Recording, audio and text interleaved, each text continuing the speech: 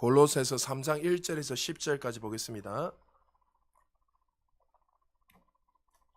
골로새서 3장 1절에서 10절 제가 가진 신약성경 326페이지입니다. 우리 한 절씩 서로 교독하시겠습니다.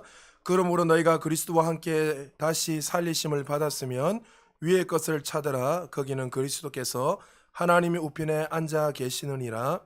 위의 것을 생각하지 땅의 것을 생각하지 말라. 이는 너희가 죽었고 너희 생명이 그리스도와 함께 하나님 안에 감추어졌음이라. 우리 생명이신 그리스도께서 나타나실 그때 너희도 그와 함께 영광 중에 나타나리라. 그러므로 땅에 있는 지체를 죽이라. 곧 음란과 부정과 사욕과 악한 정욕과 탐심이니 탐심은 우상 숭배니라. 이것들로 말미암아 하나님의 진노가 임하느니라. 너희도 전에 그 가운데 살 때는 그 가운데서 행하였으나 이제는 너희가 이 모든 것을 벗어버리라. 곧 분함과 노여움과 악의와 비방과 너희 입에 부끄러운 말이라. 너희가 서로 거짓말을 하지 말라. 옛 사람과 그 행위를 벗어버리고 새 사람을 입었으니 이는 자기를 창조하신 이의 형상을 따라 지식에까지 새롭게 하심을 입은 자니라. 아멘.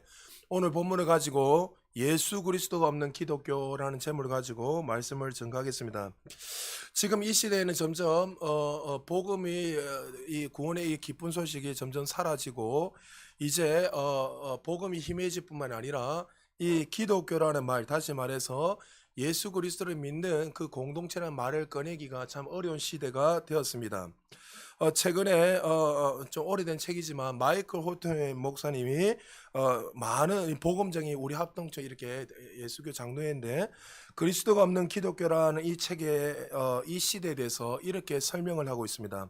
사단이 도시를 점령하면 어떤 일이 일어날까? 사단이 도시를 지배하면 거리에는 유흥업소가 사라지고 사람들은 상냥하게 인사를 하고 수많은 사람들을 교회로 모여들기 시작할 것입니다. 그 다음 말이 중요한데 그러나 그 교회는 더 이상 예수 그리스도의 복음이 선포되지 않았습니다. 아무리 교회가 사람들로 미어 터진다고 해도 복음이 선포되지 않는 교회, 예수 그리스도의 피 묻은 십자가가 사라지는 교회, 그리스도가 없는 기독교의 모습입니다.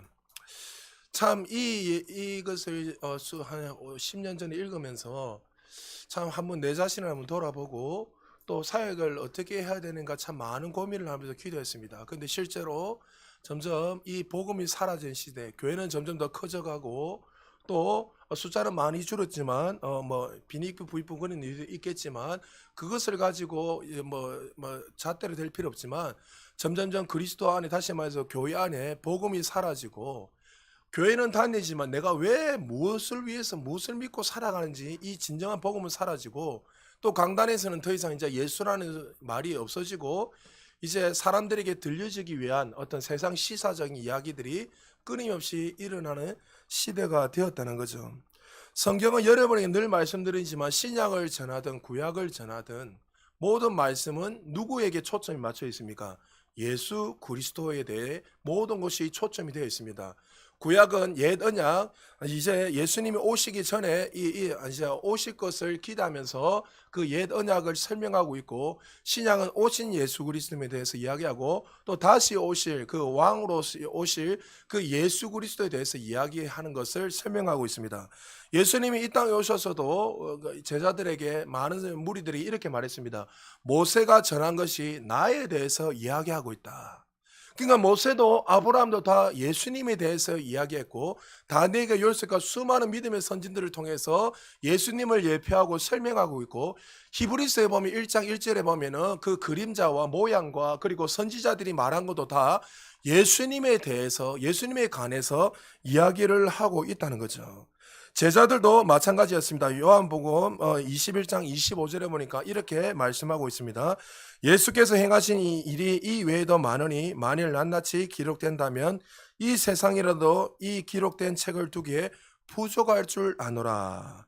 그러니까 예수님이 누구시고 예수님이 어떤 일을 행하셨고 예수님이 이 땅에 오셔서 우리에게 어떤 영생을 주시는 이 모든 것을 정말 기록해도 어떻게 해요? 다 기록할 수 없다. 그러니까 모든 것이 제자들도 예수님에 대해서 이야기하고 또 이 하나님의 나라에 대해서 설명한 것을 말씀하고 있습니다. 바울도 그가 예수님을 만나고 나니 다메섹 도상에서 주님을 만나고 나니 그가 이렇게 인생의 완전 터닝 포인트와 변화가 일어난데 고린도전서 2장 2절에 이렇게 그가 고백하고 있습니다. 같이 한번 읽어볼까요? 시작.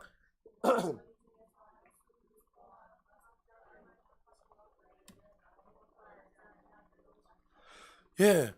바울도 그가 그렇게 누구보다 뛰어나고 율법에 정말 누구보다 흠없이 살았고 모든 모세오경을 달달 외웠고 선생이었고 바리새인이었고 나중에 이제 랍비가 돼야 될 그렇게 뛰어난 정통 신학자였습니다. 그러나 그가 예수 그리스도를 만나고 나니에 뭐요? 예수님의 그 십자가에 죽으시고 그 부활하심 외에는 내가 전하지 않기로 작정했다고 말씀하고 있습니다. 모든 성경의 중심은 예수 그리스도가 돼야 되고 또 우리도 당연히 새피즘을 된 저와 여러분도 이제 예수님이 이 땅에서 어떠한 일을 하셨고 또 어떠한 은혜를 주셨고 또 예수님 왜 이 땅에 오셔 죽어야 했는가 또 예수님이 어떠한 문제가 있을 때 예수님이 어떻게 이 일들을 행하셨는가 모든 포커스 기준이 예수님의 삶이 돼야 되고 기준이 돼야 될 줄 믿으시기 바랍니다. 그러나 시간이 지나면 지날수록 점점 우리의 삶 속에 예수라는 이름은 사라지고 이제 너무나 분주하다 보니까 종교생활 교회는 주일날 와서 예배는 드려야 되지만 삶의 유기는 전혀 예수님과 상관없이 살아가고 구원의 간격도 사라지고 찬양을 불러도 왜 불러야 되는 이유가 없이 또 예배를 드려도 왜 예배를 드리는가 아무 이유 없이 의미 없이 많은 사람들이 살아가고 있다는 거죠. 점점 저 화려한 교회를 찾다 보니까 그 교회에서 많은 일들이 있죠. 뭐 우리가 이름만 대도 우리 부산에도 큰 교회가 있는데 그 사람들 젊은 사람들에게 그 교회를 왜 갑니까 물어보면 여러 가지 이유가 있지만 우리 아이가 거기에서 혜택을 많이 받아야 되니까 좋은 일이죠. 혜택을 받을 수 있고 그들이 바른 길로 이렇게 할 수 있는 거 필요하죠. 그러나 점점 시간이 지나면 지날수록 본질은 사라지고 그 껍데기만 남아있는 시대가 되었다는 거죠. 큰 교회를 뭐라고 작은 교회가 잘못된 이 이야기를 하는 것이 아닙니다. 큰 교회는 큰 교회대로 많은 일들을 하고 또 작은 교회는 작은 교회대로 많이 이해하지만 문제는 크든지 작든지 간에 이 본질이 사라져버리고 예수 그리스도의 이름은 사라지고 이제 예수가 없고 모임 자체가 이제 나의 어떤 쾌락과 나의 만족을 줄 수 있는 나의 문제를 해결할 수 있는 그런 카운셀러가 같은 그런 종교로 전락해 버렸다는 거죠. 예수님이 이 땅에 오셔서 정말 십자가에 죽으시고 또 정말 예수님이 십자가에 죽으시고 무덤에서 부활하신 후에 우리에게 영생을 주셨습니다. 그리고 우리는 정말 이 영생을 누리며 정말 살아가고 있는가? 또 이 땅에서 예수님이 올라가셔서 우리를 위해서 천국에서 처소를 준비하고 계신다고 하셨는데 우리는 이 땅에서 막연하게 살아가는 것이 아니라 그 처소를 향해서 준비하면서 우리도 그것을 갈망하면서 살아가고 있느냐는 거죠. 오늘날 설교의 특징이 있다고 했습니다. 강단에서 설교자가 어떻든 간에 성도들에게 들려지는 설교를 하기 위해서 세상의 많은 방식을 가지고 이야기합니다. 세상이 시사적인 이야기를 하고 제가 한참 옛날에 이름은 되지 않겠어 서울의 유명한 거기는 대통령도 장로가 되기 어렵다는 그 교회입니다. 그 교회는 하여튼 재계, 정치 하여튼 우리나라의 상위 소위 0.1%에 속한 사람들이 그 교회 다 있습니다. 대통령도 여러 명 나왔고 근데 그 교회 목사님도 유명한 목사님인데 원로 목사님이 설교를 들어보면 정말 젠틀하세요. 젠틀하고 그 사람들 지식 수준이 높으니까 그 지식 수준에 맞춰서 설교를 하다 보니까 웬만한 사람들은 거기에서 강단에서 설교를 못하는 거예요. 왜요? 그 쟁쟁한 사람들이 다 앉아 있으니까. 예? 그러니까 그들에게 정말 들려지는 말을 복음을 전해야 되니까 예수라는 말은 없고 그런 어떤 지식적인 것들만 전하는 거예요. 그러면서 그 앉아있는 사람들은 우리가 오늘 또 이렇게 은혜를 받았다는데 사실 은혜가 받은 것이 아니라 자기의 그 어떤 마음을 시원케 하는 설교를 들은 거죠.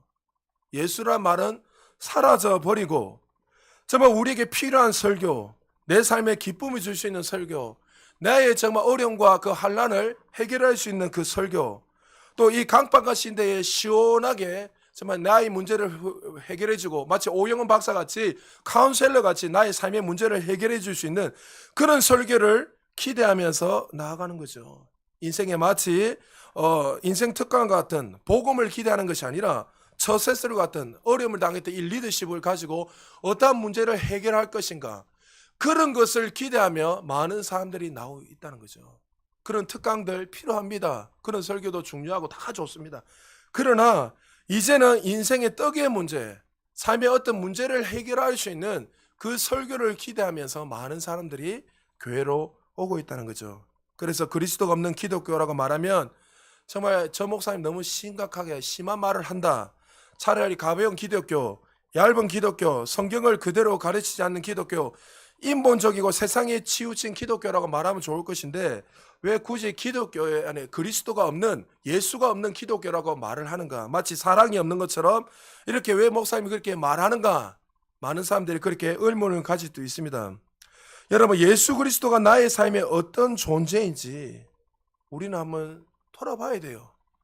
여러분, 찬양을 하는데 정말 찬양을 제가 찬양을 준비하면서도 제가 한 주 동안 준비하고 이렇게 하면서 제가 기도를 하고 준비하면서 갑자기 이런 생각이 드는 거예요. 갑자기 제가 찬양하는데 너무 힘드니까 내 안에 이 빨리 끝냈으면 좋겠다, 이런 마음이 어느 날 드는 거예요. 왜냐하면 뭘 하고 준비하니까 너무 분주하니까, 저도 아침부터 해서 분주하니까 이 말씀에 집중하고 예배에 좀 집중했으면 좋겠는데 찬양을 준비하고 제가 아침 일찍 와서 세팅을 다 해놨고 이래저래 다 하다 보니까 이게 뭐가 이상하게 되는 거예요. 그래서 제가 순간적으로 이 많은 것인가 하면서 하나님 앞에 내 자신을 돌아봤어요. 정말 내가 이 찬양을 하면서 준비하면서 기쁨이 있는가? 예배를 드리면서 정말 성도들에게 들려지는 이 복음을 전하는 것보다도 내 자신을 먼저 하나님 앞에 바라보면서 무엇을 위해서 지금 복음을 전하고 있는가 돌아보니까 제가 깜짝 놀랐어요. 제가 혹시 여러분 가운데 예배를 드리면서 준비하면서 아무 의미 없이 앉아서 예배를 드리고 있지 않는지 우리의 삶을 돌아봐야 돼요. 여러분, 익숙한 예배, 어릴 때부터 들었던 이 익숙한 예배가 10년, 20년, 30년이 지나다 보면 당연히 드려야 될 예배니까 아무 의미 없이 그냥 한 주를 지나는, 또 한 주를 시작하는 시간이니까 안 드리면 찝찝하고, 그러니까 드려야 돼서 그래도 드려야 되니까 나와서 드려, 내가 그리스도인이니까. 그런 막연한 마음을 가지고 혹시 우리가 예배를 드리고 있는지 우리의 삶을 한번 점검해 봐야 됩니다. 내가 정말 그리스도인이라면 예수 그리스도의 그 구속의 은혜로 말미암아 죄인 되었던 우리가 구원받는 하나님의 자녀가 됐다는 것은 이제 그 은혜를 위해서 살고 그 은혜 안에서 살 뿐만 아니라 주인이 바뀌고 내 안에 내가 살아가는 것이 아니라 내 안에 계시는 그 예수 그리스도의 힘입어서 살아가는 존재가 되어야 된다는 거죠. 이전에는 내 삶의 모든 결정권이 내였고 내가 주인이 되어서 살았지만 이제는 예수 그리스도가 내 안에 들어와 계시기 때문에 이제 주인이 바뀌는 삶, 내 인생의 주인이 아니라 내가 주인이 아니라 하나님이 주인이 되어서 살아가는 삶이 그리스도인의 삶의 이유가 되어야 될 줄 믿으시기 바랍니다. 요즘에 강단에서 인권에 대해서, 동성애에 대해서 이야기하면 많은 사람들이 사랑이 없다, 잘못되었다, 너무 심하다, 기독교는 왜 이래 사랑의 종교를 해나고 왜 이래 사랑이 없는가, 매몰찬 종교다, 이렇게 이야기합니다. 그러나 여러분, 강단에서는 진리를 증거해야 돼요. 할렐루야. 저는 개인적으로 이찬수 목사님을 존경하는 이유 중에 하나가 뭐냐면, 설교 스타일은 제가 별로 좋아하지 않지만 그 목사님을 존경하는 이유가 뭐냐면, 세상 어떤 누구 위대한 정치가가 와도 예배 시간에 안 세워요. 왜? 이 예배의 주인은 하나님이시기 때문에. 여러분, 안 쉽습니다. 그렇게 했을 때 얼마나 많은 공격이 온다고요. 그분의 말에 얼마나 영향이 있기 때문에. 여러분, 민주당에 있죠. 그분이 그쪽 교회 옛날에 잠시 나갔단 말이죠. 그런데 자기가 크리스찬이라면서 그런 이야기 해가지고 왜? 투표하려니까. 근데 아니라고 했잖아요. 이찬수 목사님이. 이전에 제적됐다고, 잠시 왔다 갔지만 제적이라고. 여러분, 이런 말 하기 강단에서 안 쉽습니다. 수많은 정치 공세가 오고. 여러분, 이 예배는 하나님이 주인이세요. 하나님께만 영광받고 여러분은 목사를 통해서 하나님이 하시는 그 음성을 듣고 그 반응하는 것이 예배입니다. 근데 어느 누가 와가지고 그 앞에 서가지고 마치 그 하나님이 영광받을 그 자리에 다른 사람이 영광을 받을 수 있는가? 그만큼 지금 한국교회에 이렇게 많은 타락과 어려움이 왔다는 것입니다. 동성애가 잘못됐다 이야기하면 이제는 더 이상 사랑이 없는 종교라고 마치 많은 사람들이 이야기합니다. 최근에 여러분 그 성중님 화장실 이거 보셨습니까? 이 그림 한번 보세요. 남자 여자인데 중간에 반은 치마지요. 젠더. 이게 지금 카이스트 대학교, 서울대학교 뭐 이름만 대도 유명한 대학교 이제 이것을 하겠다고 그렇게 이야기했습니다. 성을 존중한다. 이제 레즈비언인데 게이든 상관없이 우리는 존중한다. 여러분 심각한 거죠. 여러분 우리가 이것에 대해서 이것이 잘못됐다 이야기하면 그 사람들은 교회가 사랑이 없다 이렇게 이야기합니다. 그러나 우리는 진리를 믿고 진리를 말해야 됩니다. 할렐루야. 성경에서 동성애에 대해서 어떻게 말하고 있죠? 로마서 1장 24절에서 27절 한 절씩 교독합니다. 그러므로 하나님께서 그들의 마음에 정욕이라 했습니다. 이거 잘 기억하십시오. 그들이요 정신적으로 문제가 있던 게 아니라 정욕 때문이라 분명히 성경 말하고 더러움의 내배로 두사 그들의 몸을 서로 욕되게 하셨으니 25절 있습니다. 이는 그들이 하나님의 진리를 거짓 것으로 바꾸어 피조물을 조물주보다 더 경배하고 섬김이라. 주는 곧 영원히 찬송할 이시로다. 이 때문에 하나님께서 그들을 부끄러움 욕심에 내버려 두셨으니 꼭 그들의 여자들은 순리대로 쓸 것을 받고 영리를 쓰며 그와 같이 남자들도 순리대로 여자 쓰기를 버리고 서로 향하여 음욕이 부를 듯하며 남자가 남자와 더불어 부끄러운 일을 행하여 그들의 그릇 때문에 상당한 보응을 그들 자신이 받았느니라. 여러분 사실 보십시오. 성경은 분명 우리 기준은 말씀이잖아요. 진리는 뭐라죠? 그들이 저렇게 되는 이유는 어떤 정신적인 문제, 호르몬 문제, DNA 문제가 아니라 정욕이 정욕. 여러분 어떤 목사님이 게이로 있다가 나중에 오랜 시간 동안 게이 됐다가 나중에 하나님 은혜를 받고 거기서 나왔는데 그분도 그 이야기 하는 거예요. 대다수 그 사람들은 자신의 욕심, 그 욕구를 위해서 그렇게 하고 있다는 거죠.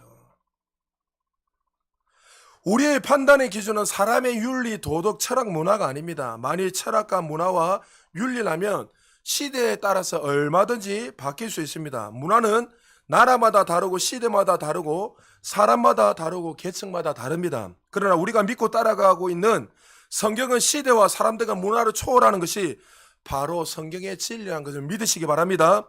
차라리 성경을 믿지 않으면 우리가 문화에 따라서 또 사람들하고 편리주의에 빠져서 얼마든지 그들이 동화되면서 살아가기 편합니다. 그러나 정말 성경을 그대로 믿고 예수님이 나의 주님이라고 믿고 고백한다면 우리는 성경을 그대로 따라가야 하는 것이 그리스도인의 삶의 모습인 것을 믿으시기 바랍니다. 예수 그리스도의 복음이 사라지고 나면 교회의 미래는 없습니다. 왜 이렇게 수많은 유력교회가 무너지고 수천 명이 수만 명이 들어갈 수 있는 이 건물이 술집이 되고 또 서커스 단원들이 거기서 이렇게 준비하는 그런 일들이 일어납니까? 가장 근본적인 게 뭐예요? 예수 그리스도가 그들 가운데 사라졌기 때문입니다. 복음이 사라졌기 때문에 최근에 여러분 서울에 어떤 그 카페에 마을이 있는데 그 보셨습니까? 그 마을 입구에서 사람들이 데모해가지고 커피숍을 하나 만들었는데 갑자기 막 사람들이 미어 터지니까 이 시골길이 되나니까 그 알고 보니까 통합적 교회였어요.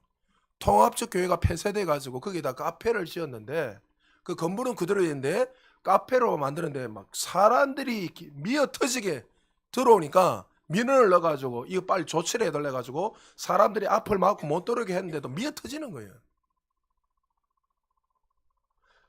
여러분 하나님이 영광받아야 될 이 거룩한 교회가 카페가 되고 있고 술집이 되어가고 있고 이거는 오래전부터 벌써 일어났던 일이죠. 수많은 분들이 그 이야기 했습니다. 오래전부터 저도 시작할 때부터 복음으로 돌아가는데 말씀으로 돌아가야 됩니다. 아이들을 신앙 전수해야 됩니다.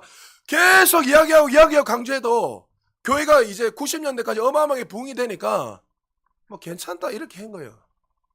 제가 중학교 때 제 동기만 100명이 넘었어요. 150명 우리 교회. 동기요, 동기. 중등부가 막 200명씩 300명이 있습니다. 저희 주일학교 1000명이 넘었습니다. 서부교회 유명했잖아요. 서부교회. 서부교회 버금갈 정도로 우리 교회가 1000명이 넘었어요. 주일학교가. 정말 많이 주일학교 막 기하급수적으로 많이 부흥되고 많이 일어나고 정말 우리 동기매도 150명, 200명이었고 막 기하급수적으로 일어났는데 그때 막 그냥 신난 거죠. 야, 그냥 막 나 오니까. 근데 진리를 전하고 복음을 전해야 되는데 그 복음이 아니라 점점 예수는 사라지니까 이제는 어떻게 해요? 더 이상 청년들은 사라지고 주일학교는 문을 닫는 그런 일들이 일어났습니다. 예수 그리스도의 복음이 사라지고 나면 여러분 교회 미래는 없습니다. 유럽교회가 그랬고 또 영국교회가 그랬습니다. 종교개혁을 일으킨 프랑스도 지금은 개혁주의 신학교 안에서도 하나님의 말씀을 절대 진리로 믿지 않고 그들에게 신학을 가르칩니다. 자유주의가 팽배합니다. 그리고 이슬람의 목회자라고 하는 이맘이죠. 이맘이 이제 그들에게 가지고 강당 결혼하면서 여러분 지금 우리가 복음 제가 설교하고 있는데 이 이맘 이슬람의 지도자가 와서 여기서 코란을 가르치는 거예요. 그러면 우리말로 좀 더 이야기하면 중이 와가지고 여기서 여러분 마하반냐 이렇게 하면 여러분 어떻게 하겠습니까? 이 교회가 맞습니까? 이렇게 지금 가르치고 있다는 거죠. 유럽의 많은 교회들이 휴가철에 예배를 드리지 않습니다. 스페인의 개신교의 상도 비슷합니다. 개신교의 상황이 0.8% 정도입니다. 교회를 다니는 사람이 100명 중에 1명도 되지 않는 상황이 왔습니다. 사실 스페인은 이런 나라가 아니었습니다. 루터가 종교개혁을 1517년도에 했을 때 프랑스는 이미 1510년도에 이미 종교개혁을 일으켰습니다. 성경이 스페인어로 번역이 되었고 또 1569년도에 또 1559년도에 수사들이 스페인어로 성경을 번역하다가 하루아침에 21명이 죽게 되는 그러니까 순교의 피를 뿌리면서 끊임없이 복음을 전했던 교회가 스페인 사람들이었습니다.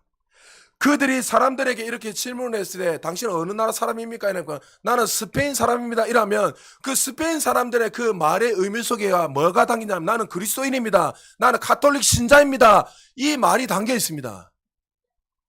근데 이제는 나는 스페인 사람입니다. 이렇게 말하면 나는 어떠한 종교와 치우치지 않고 나는 상관없이 살아가는 사람입니다. 이렇게 스페인 사람이라는 거, 그 고백 속에 담겨 있다는 거예요. 여러분 이것이 하루아침에 일어난 것이 아닙니다. 영국도 마찬가지입니다. 1800년대에 목숨을 걸고 성경을 번역했던 위클리 목사님 1800년대 생명을 복음을 전했습니다. 성경을 번역한다는 것은 그 수사학자 쉽게 말해서 이 사제들만의 고유물이었던 성경을 어떻게 번역합니까? 번역하면 다 죽였습니다. 근데 이 번역을 라틴어로 된 것을 이제 독일어로 영어로 막 번역을 해야 되니까 생명을 거고 번역을 했단 말이죠. 영국. 그런데 그가 순교를 당하게 되고 영국 여왕이 열이 받아서 시체를 파서 그를 부감사시했습니다. 다 녹여가지고 강물에 던져 버렸습니다. 그 정도로 영국 교회, 프랑스, 스페인 교회뿐만 유럽 교회가 이 복음을 위해서 살았단 말이죠. 우리나라의 최초의 선교자였던 토마스 선교사님도 여러분 웨일즈 선교사님입니다. 웨일즈에서 왔습니다. 영국 출신입니다. 최근에 한국 목사님이 박사학위를 받으시고 영국 개신교 신학교에서 이제 가르치다가 영국 신학교에 이제 사람들이 오지 않으니까 문을 닫아버렸어요. 그러니까 목사님 그래도 복음을 전하고 후학을 가르쳐야 되니까 도저히 안 됐다 싶어서 그가 한 교단에다가 사역하기 위해서 목회자로서 사역하기 위해서 지원서를 냈습니다. 근데 지원서를 냈는데 전화가 딱 왔는데 당신이 우리 교단에서 목회를 하려면 반드시 두 가지를 행해야 됩니다. 그 첫 번째가 뭐냐면 동성애를 받아들이는 목사를 해야 되고 그리고 또 두 번째 타 종교의 사람들을 교회 강단에 세워서 마음껏 강단에서 설교할 수 있도록 세워져야 됩니다. 여러분 제가 만약에 다른 교단에 만약 그래 했다면 내가 동성애를 인정해야 되고 그리고 제가 강단에서 갑자기 중이 와서 설교를 하고 또 신부가 와서 설교를 하고 또 이맘이 와서 이슬람의 지도자가 와서 설교를 한 것을 허용해 줘야지만이 그 강단에서 설교를 할 수 있다는 거예요. 왜 유럽교회가 이만큼 이렇게 몰락하게 됐죠? 그 유일하신 하나님을 믿지 않고 예수 그리스도는 사라지고 또 유일한 성경 하나님의 말씀만을 믿으며 살지 않고 자유주의 그리고 물질주의 그 주의에 빠져버리면 말미암아 이 유럽교가 몰락하고 타락하게 되었다는 거죠. 사실 최근에 있었던 프랑스, 영국, 스페인 그 영상을 띄워주려고 했는데 시간 관계상 제가 안 띄웠어요. 여러분 인터넷에서 유럽교회 몰락치 보시면 여러분 그게 많은 최근 것들 없지만 한 10개월 전의 것들이 다 나와 있습니다. 한번 보십시오. 보면 심각합니다. 이제 어마어마하리했던 교회가 다 사라지고 여러분 지금 한국 교회에서 가장 기하급수적으로 줄어드는 교단이 대한예수교 장로회 합동 우리 교단입니다. 합동이 제일 많이 지금 줄어들고 있어요. 오히려 감리교가 더 일어나고 제가 감리교 목사님들을 계속 만나면서 본 게 뭐냐니까 감리교 목사님들은 보니까 잘 연합해가지고 이 복음을 위해서 살려고 하더라고요. 순복음은 지금 오히려 거꾸로 바뀌어버렸어요. 이 복음에 대한 열정이 다 사라져버렸어요. 이제 방언도 안 합니다. 순복음은. 진짜입니다. 오히려 합동 쪽에서 방언을 많이 하고 오히려 순복음, 순수한 복음을 지키기 위해 했던 이 순복음은 이제 방언도 없어지고 은사를 하지 마라 했었고 이렇게 희한하게 바뀌어버렸어요. 그러니까 이게 지금 한국교회가 너무나 이상하게 바뀌어져 가고 있고 또 많은 사람들이 편리주의에 빠지며 살아가고 있다는 거죠. 왜 제가 오늘 말씀을 전하기 전에 이렇게 좀 장엄하게 이야기를 했는가? 지금 예수 그리스도가 없는 기독교, 복음이 사라진 기독교는, 교회는 이렇게 될 수밖에 없다는 것을 우리는 기억해야 되고 우리가 정신을 차려야 된다는 거죠. 오늘 바울이 오늘 우리에게 정말 어떻게 말씀하고 있는지 이것이 하나님의 음성으로 들을 수 있는 우리 모두 되시기를 주님 축복합니다. 먼저 바울이 1절에서 이렇게 말하고 있습니다. 1절 같이 한번 읽어볼까요? 시작. 그러므로 너희가 그리스도와 함께 다시 살리심을 받았으면 위의 것을 찾으라. 거기는 그리스도께서 하나님 우편에 앉아 계시니라. 자, 말씀을 자세히 보면 너희가 그리스도와 함께 다시 살리심을 받았다며, 다시 살리심을 받았단 말은 뭡니까? 우리가 이전에는 어떤 존재였다고요? 우리는 이미 죽은 존재였다는 거죠. 영적으로 죽은 존재였고 영적으로 끊어진 존재가 우리는 죄인이었고 하나님 앞에 설 수 없는 죄인 중에 괴수였다는 거예요. 그런 존재였는데, 단죄된 존재였는데 누가요? 다시 살림을 받았다며, 영어 성경에는 받았기 때문에 되어 있습니다. 그러니까 네가 다시 살림을 받았기 때문에 이제는 어떻게 해요? 이렇게 살아야 된다는 것을 이야기하고 있는 거예요. 여러분, 우리가 그냥 종교생활 왔다 갔다 하는 것이 아니에요. 여러분, 구원 받으셨습니까? 예수님 나의 구주가 되셨습니까? 주인이 바뀌셨습니까? 죄인에서 의인으로 바뀌었습니까? 바뀌었다면 이제 어떻게 살림을 받았다면, 받았기 때문에 그 은혜를 누렸기 때문에 이제 어떻게 해요? 그 보혈의 공로를 의지하며 주님의 나라를 위해, 이 영생을 위해서, 영광을 위해서 살아야 될 것을 우리에게 보여주고 말씀하고 있습니다. 여러분, 죽었다가 우리가 살아났다면 우리의 삶이 새로웠고 바뀌어야 되는 것이 당연한 것입니다. 여러분, 두 눈을 잃어버린 사람이, 두 눈이 없는 사람이 두 눈이 생겼다고 생각해 봅시다. 그럼 여러분, 세상을 보는 눈이, 바라보는 눈이 어떨까요? 달라지지 않겠습니까? 아예 눈을 보지 못한 이 장님이 눈을 떠서 보면 어떨까요? 여러분, 나는 그런 걸 많이 봤잖아요. 눈이 안 뜬 사람 기도받고 치유받고, 귀가 아예 듣지도 못한 사람이 귀가 열려버리고 안진병에 일어나고, 그 사람들의 그 얼굴은 저는요 잊을 수가 없습니다. 너무 기뻐가 감격해가지고, 귀가 안 흔들리니 집사님을 놓고 기도하니까 귀가 뚝 열리니까, 태어나서 이제 몇십 년 동안 한마디도 듣지 못한 것이 들려지니까 앉아가 울면서 감격하면서, 여러분, 눈이 보이지 않는 사람이 눈을 보게 되면 어떻게 인생을 그렇게 대충 살아갈 수 있겠습니까? 세상을 바라보고 그 목적이 무엇인지 알고 그 목적을 향해서 그 인생을 모두 올인하지 않겠습니까? 여러분, 만약에 입을 열지 못한 사람이 입을 열게 된다면 그 열린 입으로 어떻게 함부로 말할 수 있겠습니까? 그 입으로 함부로 저주를 하고 함부로 욕할 수 있겠습니까? 오히려 그 입을 열어준 그 하나님을 감사하고 기뻐하고 이 복음을 위해서 살아가지 않겠습니까? 사랑하는 여러분, 걷지 못한 자가 있다면, 걷게 된다면 한 걸음 한 걸음 걷는 것이 얼마나 감격이고 기쁨이고 감사가 흘러넘치겠습니까? 신체의 어떤 부분들이 회복되고 치유되면 기쁜데 영원히 죽을 수밖에 없는 죄인, 사망으로 갈 수밖에 없는 저와 여러분 죄인들이 하나님의 구속의 은혜로 영생을 누리게 됐다면 한 번 사는 인생 어떻게 대충 살아갈 수 있겠습니까? 여러분, 주님을 만났다면 우리의 생각, 가치관, 목적이 달라져야 된다는 거죠. 여러분, 한번 물어보십시오. 정말 내가 거듭난 하나님 자녀가 맞습니까? 하나님의 자녀가 맞다면 나는 지금 무엇을 위해서 살아가고 있는지 우리는 돌아봐야 돼요.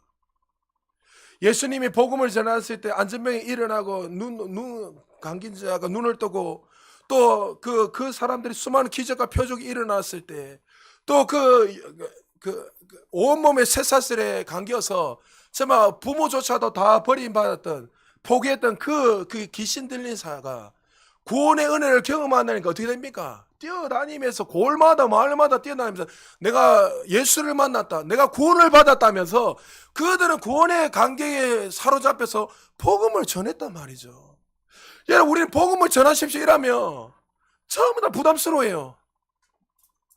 고개를 숙이게 되고 이제 1년에 2번 복음 전한다면 그것조차도 이제 시간이 되면 마지 못해가지고 안 하긴 찝찝하고 목사님이 하도 소리 지르니까 아이고 뭐 하는 표정이라도 한번 내봐야지. 정말 여러분 물어보고 싶어요. 정말 내가 주님을 만난 분이 맞습니까? 맞다면요, 만나는 사람마다 내가 살아났습니다, 죽었던 이 죄인이 구원받았습니다 하면서 그 주님을 증거하게 돼 있어요. 할렐루야. 여러분에게 전도자로 나가라는 거 아니잖아요. 가정에서 직장에서 만나는 사람들마다 예수가 나와야 돼요. 내가 만난 예수, 내가 예수님 때문에 병을 낫고 예수님 때문에 내가 문제가 해결되고 예수님 때문에 구원의 은혜를 경험했다. 너도 한번 믿어봐. 그가 주님께 오는 거는 주님께 달린 거고 우리는 전하는 거예요. 만나는 사람들마다. 여러분, 골로새서 3장 1절에 보십시오. 오늘 바울이 위에 것을 찾는 비결이 뭐라고요? 거기는 그리스도께서 하나님 우편에 앉아 계시기 때문에.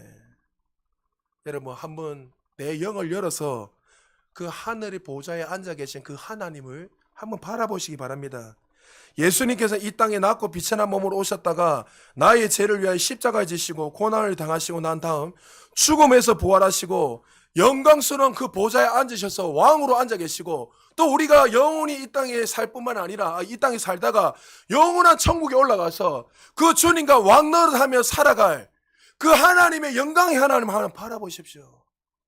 바라보게 된다면 우리의 삶 속에 정말 무엇을 위해서 살아야 될지 분명한 목적이 생기게 되는 거죠. 이 땅은 영원히 무한한 인생이 아니라 유한한 인생을 살다가 끝내게 됩니다. 이 육신은 흙으로 100년이든 120년 되면 다 사라지고 없어지게 되죠. 그러나 더 중요한 것은 이 사라질 것에 집중한 것이 아니라 영원한 것에. 여러분들이 복음 전하면 천국이에요. 상급이 있어요. 할렐루야. 여러분들이 물질을 섬기고 기도하고 여러분들이 정말 헌신하고 그 하나님 다 보고 알고 계세요. 절대 공짜가 없습니다. 여러분 혹시 그럴 일은 없겠지만 여러분이 그렇게 주님의 나라를 열심히 섬겼는데 내 삶이 혹시 안 풀려진다. 그럴 일이 없지만 주님의 삶이 풀어지는데 혹시나 안 풀려진다.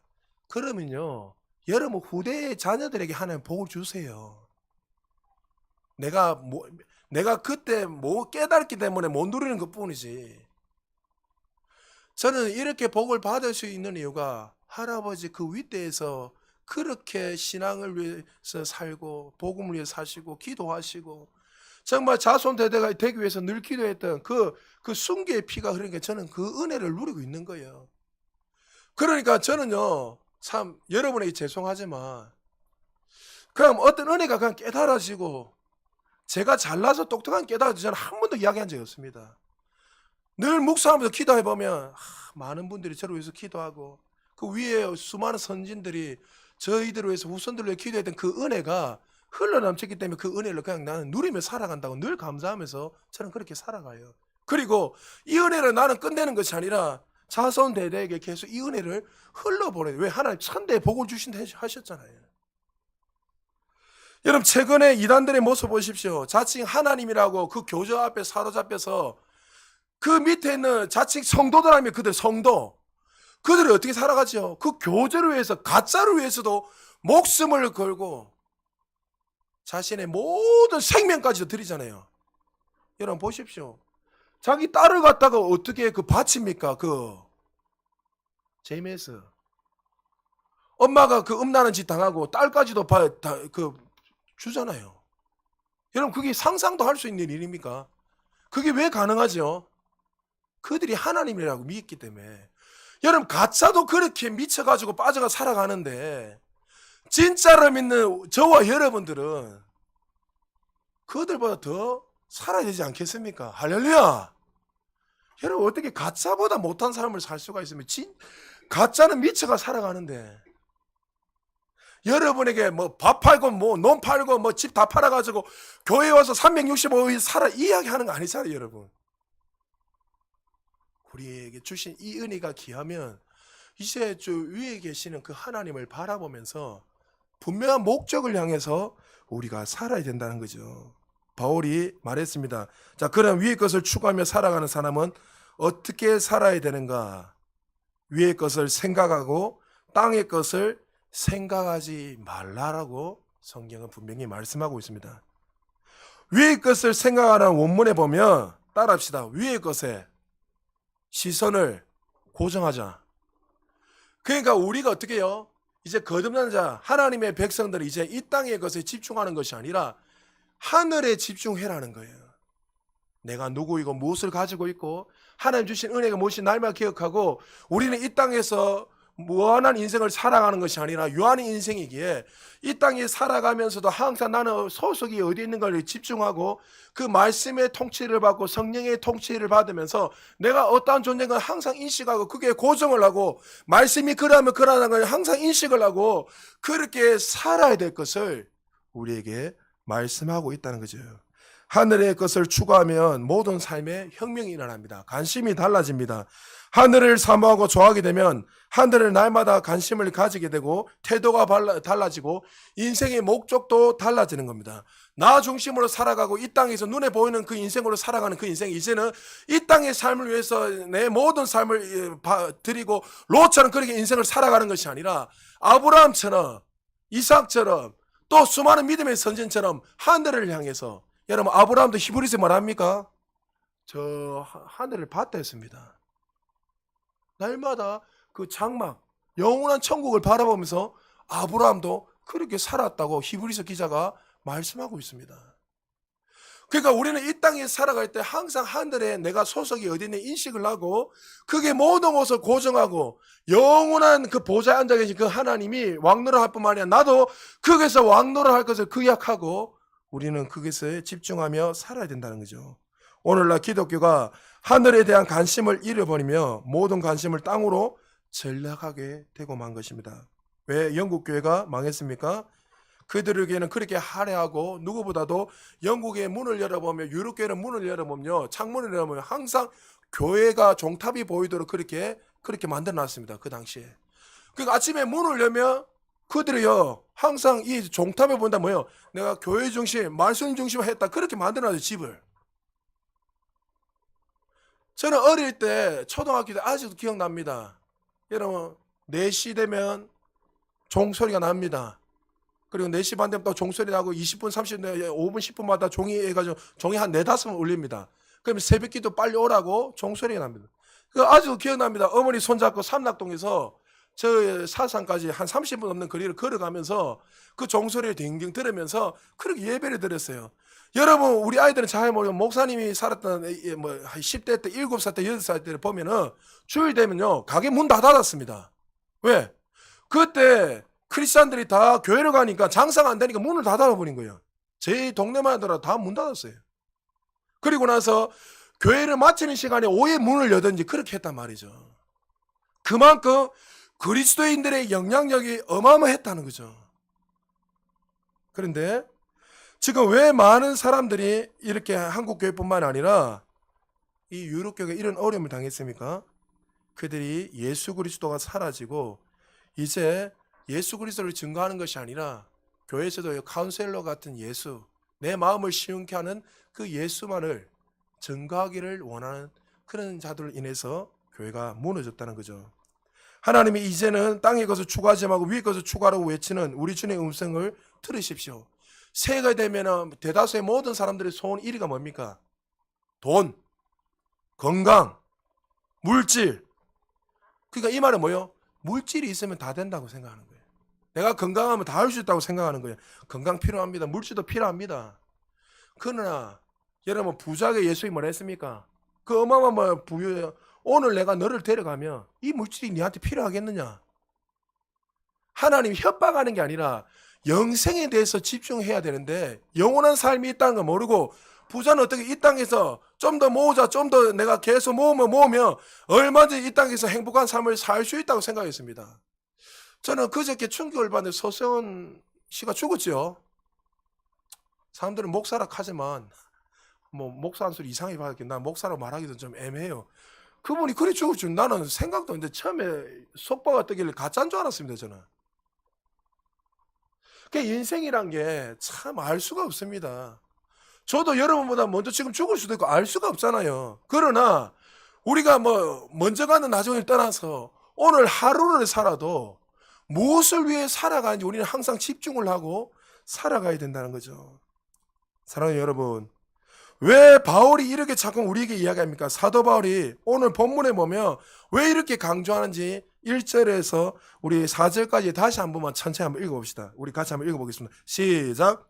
그러므로 너희가 그리스도와 함께 다시 살리심을 받았으면 위의 것을 찾으라. 거기는 그리스도께서 하나님 우편에 앉아 계시니라. 위의 것을 생각하고 땅의 것을 생각하지 말라. 이는 너희가 죽었고 너희 생명이 그리스도와 함께 하나님 안에 감추어졌음이라. 우리의 생명이신 그리스도께서 나타나실 그때 너희도 그와 함께 영광 중에 나타나리라. 아멘. 이는 너희가 죽었고 우리가 죽은 존재라는 거 이미 죄악으로 말미암아 죽었던 우리가 누구를 통해서 우리가 살아났다는 거예요? 예수 그리스도 보혈 피로 말미암아 다시 살아났으니 이제 그 생명과 그리스도와 함께 감추었던 그 은혜를 누리면서 이제 영원하신 그 하나님의 왕노릇하며 이미 보좌에 앉아 계시고 또 우리도 그 존재라는 것을 기억하고 이 땅에서 마치 무한한 존재처럼 살아가는 것이 아니라 이 땅에 하나님 주신 그 영생과 그 조회를 날마다 누리면서 어떻게 해요? 하나님의 자녀로서 그렇게 살아야 될 것을 우리에게 말씀하고 있는 거예요. 여러분 지금 4월달이 지나갔는데 한번 마음속으로 대답하십시오. 몇 명이 복음 전하셨습니까? 고개 푹 숙이잖아요.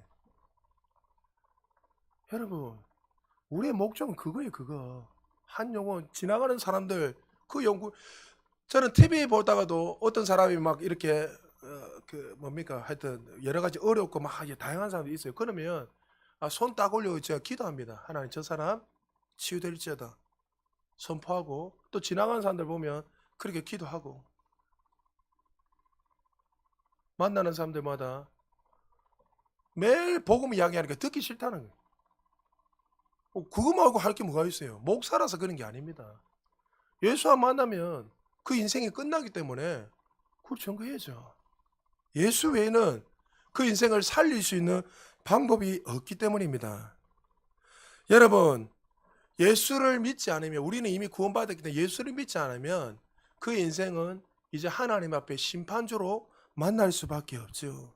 사랑하는 성도 여러분 우리가 정말 예수 그리스도를 믿고 그 은혜를 경험했고 하늘에 속한 자가 되었다면 이제는 4절 말씀처럼 우리 생명이신 그리스도께 나타내실 그때까지 우리는 어떻게 이 복음을 위해서 살아야 되는 거예요. 주님 다시 오십니다. 반드시 오십니다. 오시면 어떻게 해요? 우리는 그 구원의 은혜로 감사하며 올라가겠지만 예수 믿지 않는 사람들은 그 영원한 심판으로 갈 수밖에 없는 거예요. 제가 저희 아버지가 아직도 이렇게 살아계신데 올해 90인데 어제 기도하면서 하나님 왜 우리 아버지가 지금 정신이 왔다 갔다 한 번씩 하면서 왜 아직까지 이렇게 살려주셨습니까? 제가 기도하면서 하나님 주시는 말씀이 뭐냐면 아버지의 그 희미한 복음을 다시 한번 증거해라. 아버지 성령도 받으시고 다 하셨거든요. 그렇지만 하나님이 아직 저를 통해서 우리 아버지에게 하실 말씀이 있다고 하나님 말씀하시는 거예요. 그래서 내가 아버지에게 그 일들을 해야 되겠다 하면서 제가 기도하고 있어요. 그러니까 여러분 주변에 많은 사람들이 아직 여러분에게 이렇게 붙어있고 살아있다면 이유가 있는 거예요. 왜요? 나를 통해서 그들에게 복음을 전하기를 원하시는 거예요. 그 외에는 다른 이유가 없어요. 여러분이 지금 살아있는 이유가 뭘까요? 내가 건강관리 잘했어요? 아닙니다, 여러분. 이 영생을 누릴 뿐만이 아니라 사명이 있고 이 사명을 통해서 믿지 않는 주변의 많은 사람들에게 이 진리를 증거해라고 하나님이 우리의 생명을 지키고 계시는 거예요. 할렐루야. 여러분 이 사실 잊어버리시면 안 돼요. 내 지금 두렵고 떨어라 이 이야기 하는 거 아니잖아요. 그러니까 우리가 지금 어디에 목적을 향해서 살아야 되는지 죽음 가운데 살아났다면 이 복음을 위해서 우리가 살아야 되는 거죠. 사랑하는 성도 여러분, 한 번 사는 인생 무엇을 위해 살아가고 있는지 한번 여러분 돌아보시기 바랍니다. 이제 5월달이 되면 가정의 달이 돼서 또 가정 중심으로 우리가 모여서 예배를 드리기 시작할 건데 우리 가정부터가 먼저 회복되기를 좀 축복합니다. 회복돼야 돼요. 자녀들한테 진리를 가르치고 그리고 자녀들도 부모님의 잘못된 부분만 자꾸 배우지 말고 우리 어머니 아버지의 그 기도의 모습 예배의 모습을 보면서 여러분이 닮아가시기를 바랍니다. 이런 어려움이 있을 때 우리 아버지 어머니는 무릎 꿇고 기도하셨네. 우리 아버지 이런 어려울 때에 주님 앞에 정말 눈물로 기도하면서 그것들을 이겨냈네. 이 어려운 가운데서도 우리 가정이 화목하고 기뻐할 수 있는 이유가 영원한 천국이고 우리가 왕노라의 그 위치가 있다는 걸 아니까 오히려 감격하고 기뻐하면서 찬양하는 거. 저는 여러분이 죄송하지만 우리 어머니 참 어릴 때부터 많이 봤잖아요. 우리 어머니가 지금 어떻게 됐든 간에 어릴 때부터 저는 영향을 안 받을 수 없기 때문에 아버지가 어떻게 살았는지 칠남매 키우면서 우리 어머니가 얼마나 험악한 세월을 보내셨겠습니까? 제가 2년 전에 최근에 1년 전에 2년 전에 처음으로 어머니 여러분에도 한번 이야기했지만 어머니 이런 이야기 하는 거예요. 사실 내가 논에 가서 농약 먹고 죽을 했다. 우리 어머니가 저한테 처음 이야기 식사하시면서 왜 죽을랬냐면 너무 아버지가 속상한 일을 말하고 칠남매 키우려니까 너무 힘들고 그 시대는 다 여자들이 다 희생해야 되잖아요. 힘들고 기쁨도 없고 교회를 다니지만 정말 원했대로 아버지가 마음대로 해주지 않으니까 농약 먹고 죽을랬다는 거예요. 그 죽으려고 했는데 감사하게도 제 얼굴이 딱 떠오르더라고요.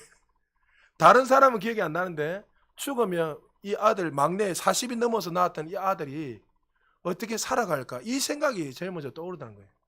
그러면서 하나님 앞에 엎드리면서 기도하기 시작했어요. 하나님 위로하여 주시고 힘 주시고 저는 어릴 때 우리 어머니가 힘들 때 어떻게 이겨내는 걸 저는 봤잖아요. 그 전지전능하신 하나님 앞에 엎드려서 기도하는 그 모습을 보면서 저도 그것을 배우고 깨달은 거예요. 사랑하는 성도 여러분, 여러분 한 번 사는 이 인생을 무엇을 위해서 관심을 두고 살아가고 있습니까? 하나님이 예수님의 그 보혈로 우리에게 영생을 주셨다며 이제 주인이 바뀌었다면 우리는 그 걸맞는 옷을 입었다면 옷을 입은 자답게 살아야 돼요. 부족할 수 있습니다. 넘어질 수도 있고 실패할 수 있습니다. 그러나 실패가 중요한 것이 아니라 넘어짐이 중요한 것이 아니라 내가 어떠한 존재가 돼서 무엇을 위해서 살아가야 되는가 그것이 중요한 거예요. 한 번 사는 인생 그냥 막연하게 살지 마십시오. 여러분 10절만 읽고 마무리하겠습니다. 오늘 본문 골로새 3장 10절 우리 하나님께서 우리에게 이렇게 말씀하고 계십니다.